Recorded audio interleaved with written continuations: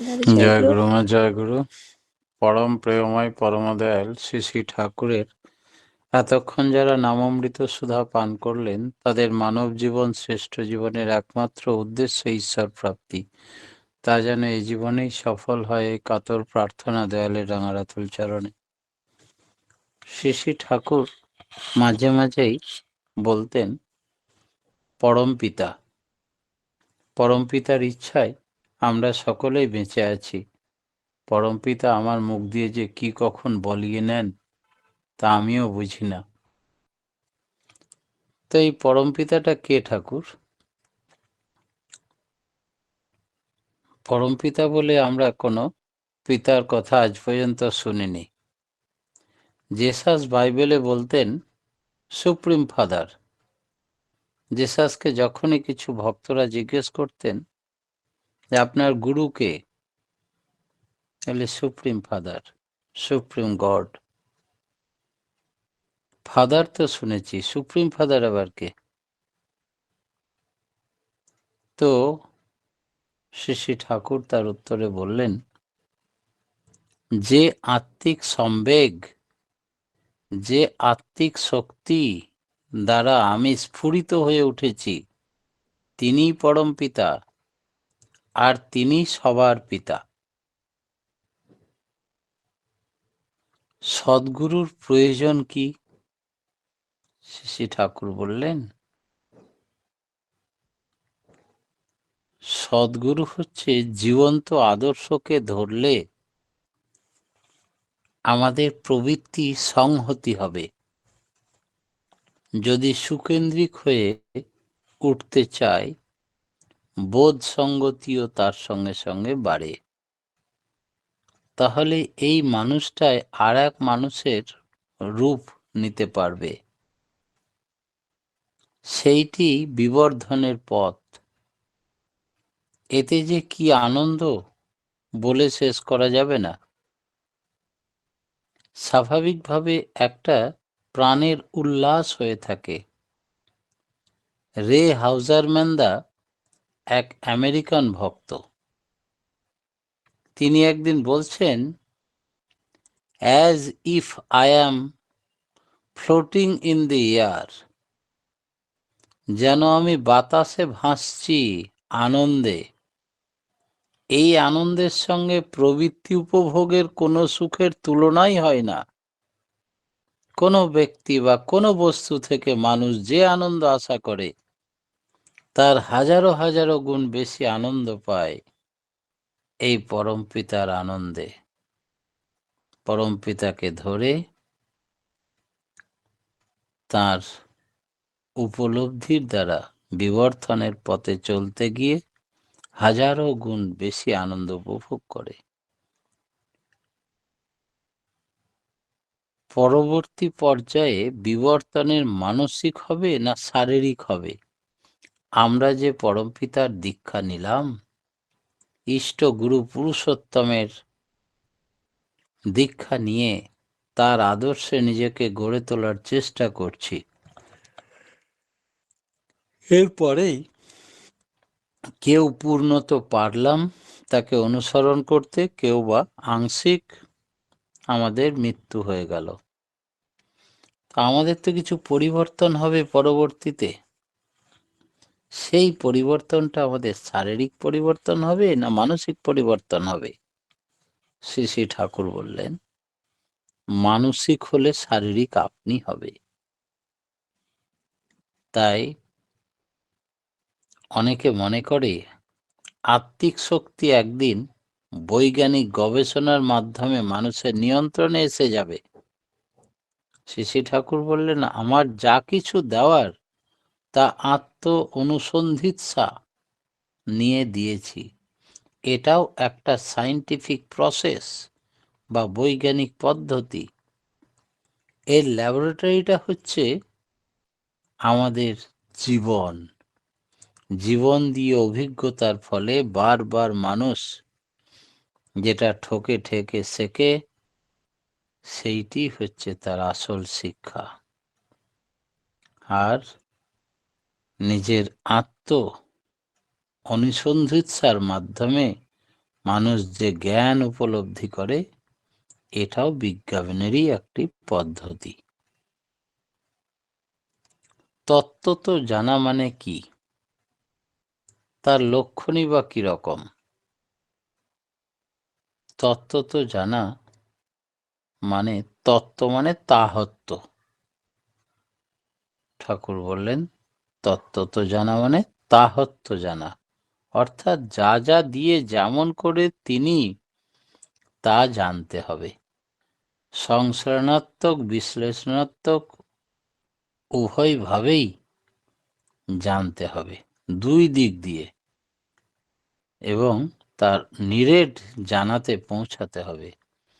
তাকে বলে তত্ত্বত জানা। যেমন করে জানলে সব কিছুর সমাধান হয়ে যায়, আর অসমাপ্ত বলে কিছু থাকে না।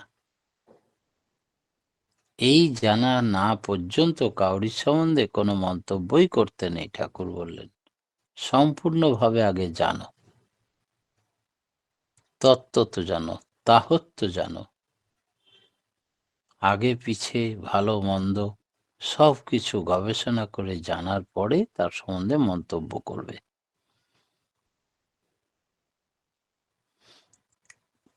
এই জানাকে কি অন্তর্দৃষ্টি বলে? শ্রী ঠাকুর বললেন অন্তর্দৃষ্টি বলে না।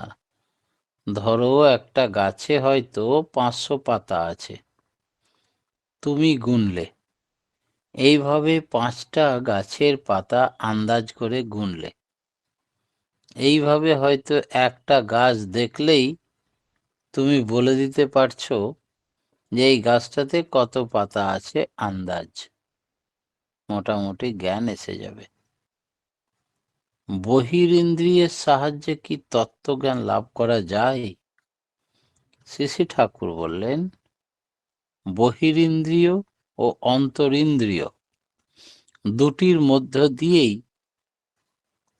আসল তত্ত্ব জ্ঞান লাভ হয়। যদি ইম্পালস ধরে তো ইন্দ্রিয়, আর তা বাদ দিলে চলবে কেন? অন্তরিন্দ্রিয় কাকে বলে? বহিরিন্দ্রিয় দিয়ে আমরা যা কিছু দেখি তাও অন্তরিন্দ্রিয়রই ফল।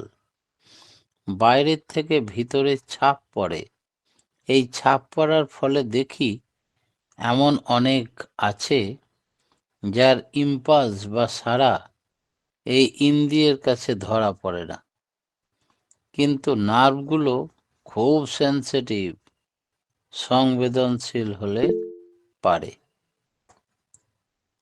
শ্রী ঠাকুর বলছেন একবার পদ্মার উপর দিয়ে একটা মোষ ভেসে যাচ্ছিল। আশ্রম থেকে দেখে আমি সেটা দেখতে পেয়েছি। নাক কান সবকিছুই যেন সংবেদনশীল ওইভাবে বেড়ে যায়। তাই কনসেন্ট্রিক সুকেন্দ্রিক হয়ে অনুরাগ ভরে নাম করতে হয় সবসময়, তাহলেই এই সেন্সিটিভ বেড়ে যায়।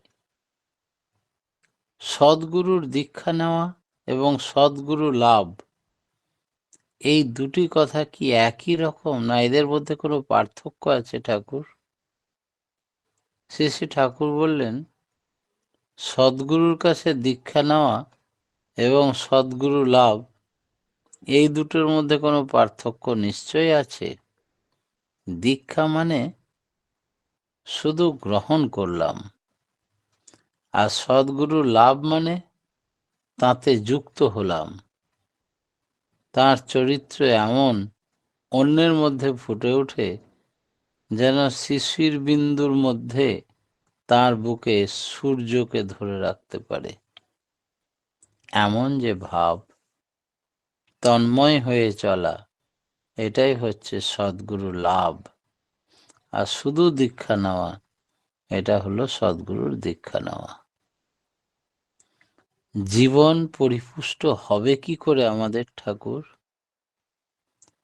বললেন কাজে কর্মে ব্যাপৃত থাকায় ধর্মের দিকে মন দেওয়ার সময় নেই মানুষের। তাই জীবননাথকে হেলাই ফেলে জগন্নাথকে দেখতে গেলি, জীবননাথই যে জগন্নাথ, অহংকারে না দেখতে পেলি। যা দিয়ে কাজ করব তাকে যদি পোষণ না দিই, তবে তার কাজ করব কি করে? খাটতে হলে জীবন দরকার। জীবন যাতে পরিপুষ্ট হয় তাই করা দরকার। নচেত শুধু খাটলে খাটতেও পারবো না, আর জীবনকেও কখনো বুঝতে পারবো না। তাকে পরিপুষ্ট করে তুলতে হয় কি করে, সেটা আগে জানতে হবে। প্রথম চাই ইষ্টস্বার্থ পরায়ণ হয়ে সুকেন্দ্রিক হয়ে চলা। শরীরের কোষগুলো সুকেন্দ্রিক হলে তবেই বলে শরীর ঠিক আছে। আমরা যদি সামগ্রিকভাবে সুকেন্দ্রিক হই, তখন আমাদের ভেতরের শক্তি ফুটে উঠে আমরা আরো ভালো করে কাজ করতে পারব। আমাদের বুদ্ধি বিকাশ হয়, নার্ভগুলি তীক্ষ্ণ হয়ে উঠবে এই নাম ধ্যানের মাধ্যমে। ধর্মপথে চলতে গেলে আমাদের প্রধান করণীয় কাজ কি? ধর্মপথে চলায় ইষ্টানুগ চলা। ইষ্ট মানে আদর্শ, সদ্গুরু, যিনি বাঁচাবার সংকেত জানিয়ে দেন, তিনিই সদ্গুরু।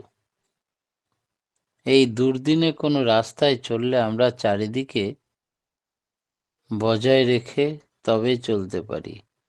আমাদের যে রাস্তা, সে রাস্তা ধরে চলতেই হবে আমাদের। আমাদের পূর্বপুরুষরা যে রাস্তা দেখিয়ে দিয়ে গেছেন, সেই রাস্তায় আমরা যেন পথভ্রষ্ট না হয়ে চলতে পারি। আগে ভুল করিনি, পরে হয়তো ভুলের মধ্যে পড়ে যেতে পারি, সেধারে সতর্ক দৃষ্টি রাখতে হবে। সেটাই ধর্ম। দেবলোক এই জীবন ছাড়া অন্য কিছু নয়। দেবলোক বলতে কি এই জীবন ছাড়া আরো অন্য কিছু আছে ঠাকুর? ঠাকুর বললেন, আমাদের জীবনের বিস্তার অনেকখানি। আমরা বিতর্কিত হতে হতে চলেছি। আমাদের গঠনও তেমনি। প্রত্যেকটা অণুর ভিতর সব আছে। আমাদের ইচ্ছা শক্তি দিয়ে অগ্রসর হই, অ্যাফিনিটিতে টানে মেশে, তাহলে ছিঁড়তেও পারা যাবে। আমরা প্রাক জীবনের থেকে যে এতদূর এসেছি, যেমন অ্যাডজাস্টমেন্ট, নিয়ন্ত্রণ থাকে, একটা শরীর কোষের মধ্যে সেই উপাদান আছে। স্পার্ম, ওভা, শুক্রকীট এবং ডিম্বকীটের মধ্যে যেমন আছে, জীবন গুণ সম্পন্ন এই শুক্রকীটের মধ্যে আছে, ডিম্বাণুর মধ্যে সেইটি করবার জন্য আমাদের ক্ষমতা বা আকর্ষণ দেখা যায়। একই মানসিক ও টিউনিং দেখে বটগাছের একটা ছোট দানার এত বড় বট চারা তৈরি হয়। তেমনি শক্তি ততখানি থাকে, আমরা এখানে যা করলাম সেখানে ফুরিয়ে গেল নয়। কিন্তু আমার জীবনে তো ছেলেপিলেদের মধ্যে রইল আমার ইচ্ছা আশা। শেষে ঠাকুর বললেন, আলোর থেকে অনেক আলো যেমন ধরানো যায়, এও তেমনি। এই যাওয়াটাই ফুলফিল করে, স্টেপ বা ইতি হওয়া নয়।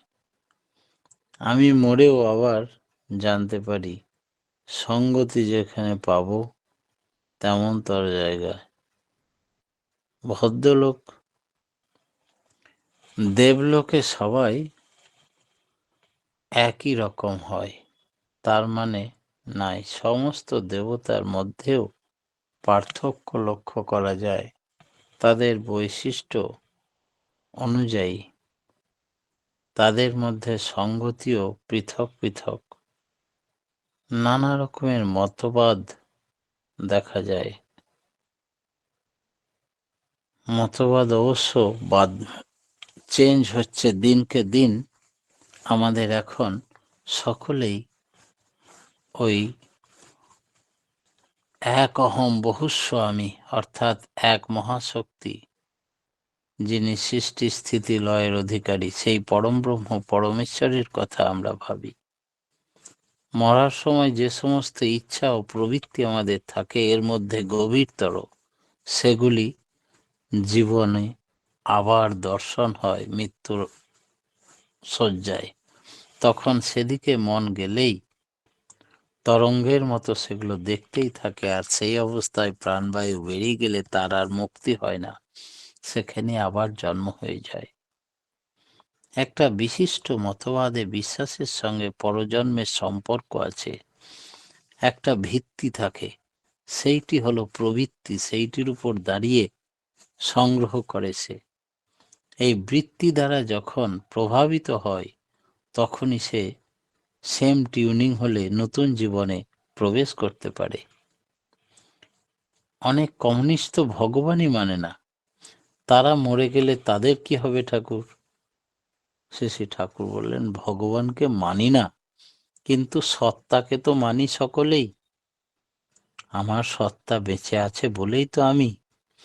এই থাকাটাকে যদি মানি, তাহলে চলাটাকেও মানি, বিবর্তনকে মানি।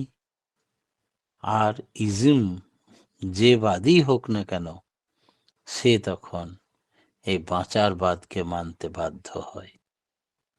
দেবলোক মানে দীপ্তি পাওয়া যায় যে লোকে গেলে, এমন স্তর।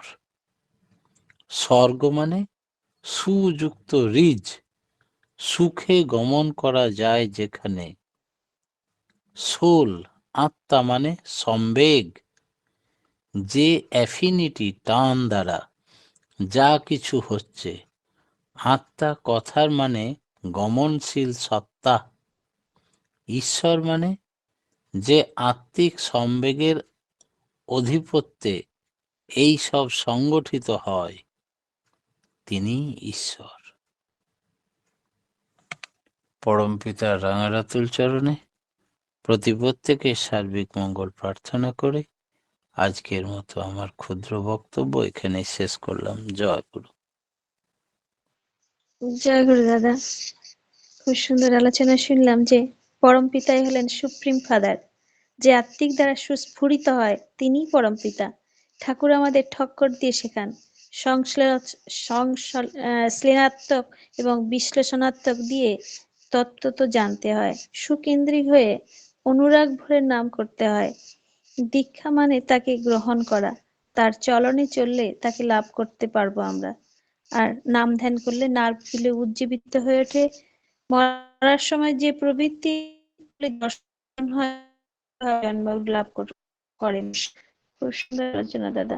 আমরা সম্মিলিত হলাম পরম পিতা রাঙারাতুল চরণে আপনার সার্বিক মঙ্গল প্রার্থনা দাদা। তো থাকুন, নিরোগ থাকুন এবং পরিবার পারিবারিক সবাইকে নিয়ে আনন্দে ভরপুর হয়ে থাকুন, এই কাতর প্রার্থনা করি দয়ালে রাঙারাতুল চরণে। জয় গুরু দাদা, ভালো থাকুন।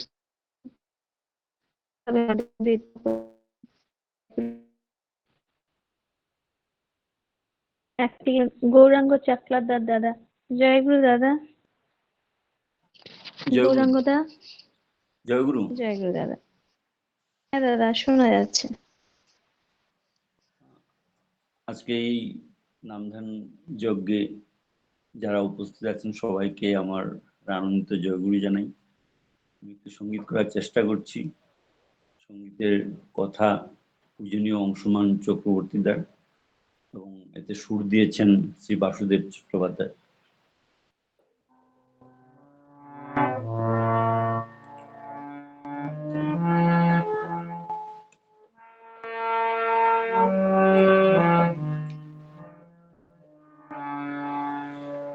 দয়াল নামে কি সুখ আছে, ডেকে দেখ না মন আমার। দয়াল নামে কি সুখ আছে, ডেকে দেখ না মন আমার। ও ছবি আজ হৃদয় মাঝে, ও ছবি আজ হৃদয় মাঝে, একেই দেখ না মন আমার, একেই দেখ না মন আমার, দয়াল নামে কি সুখ আছে, একেই দেখ না মন আমার।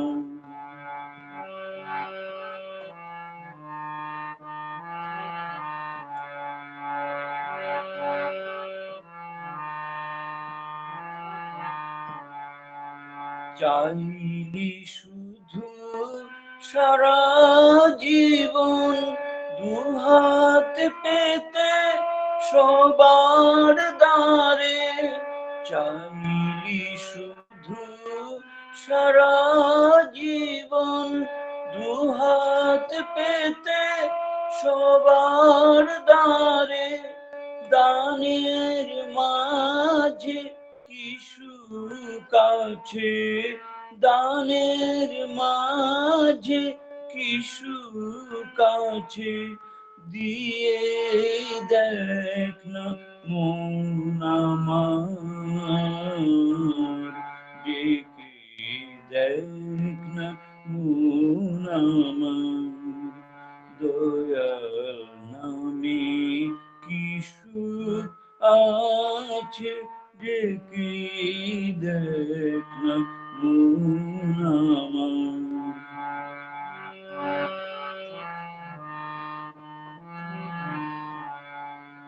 সুদ নিয়ে তুই বারাস পুঁজি, মনটা রাখিস সিন্ধুকে, সুদ নিয়ে তুই বারাস পুঁজি, মনটা রাখিস সিন্ধুকে, ও মন পয়সা বারে মন কি বারে, পয়সা বারে মন কি বারে, ভেবে দেখ না মন আমার, ডেকে দেখ না মন আমার, দয়াল নামে কি সুখ আছে, ডেকে দেখ না মন আমার।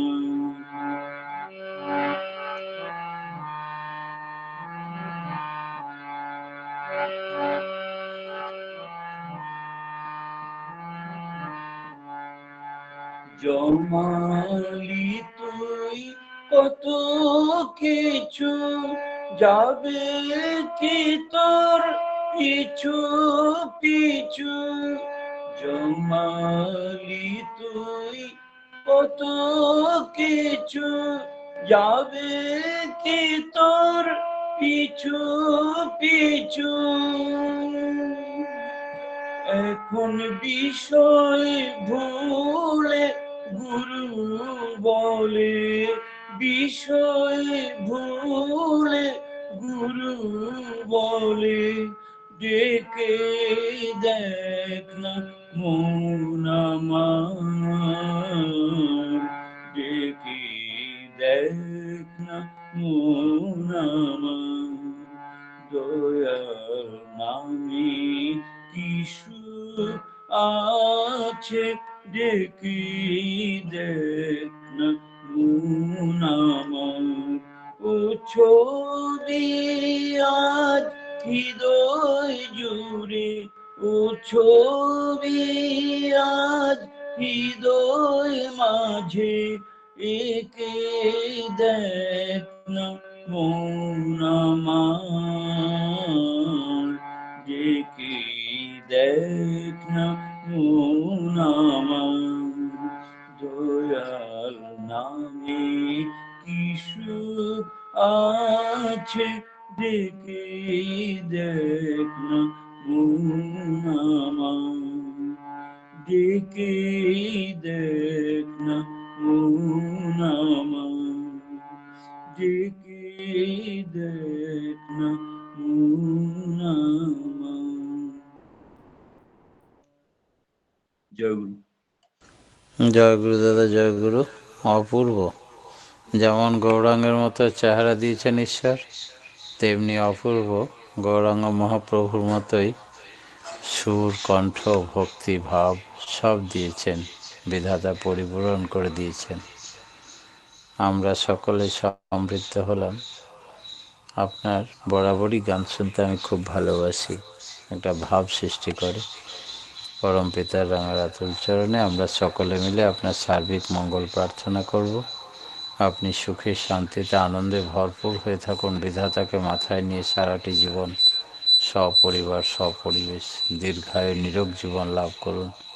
আমাদের মাঝে রোজ যুক্ত থাকুন নামধ্যান মহাযজ্ঞে, আর মাঝে মাঝেই তাঁর গান শুনিয়ে আমাদের সমৃদ্ধ করে তুলুন, তন্মুখী করে তুলুন। এই প্রার্থনা দয়ালের রাঙারাতুল চরণে।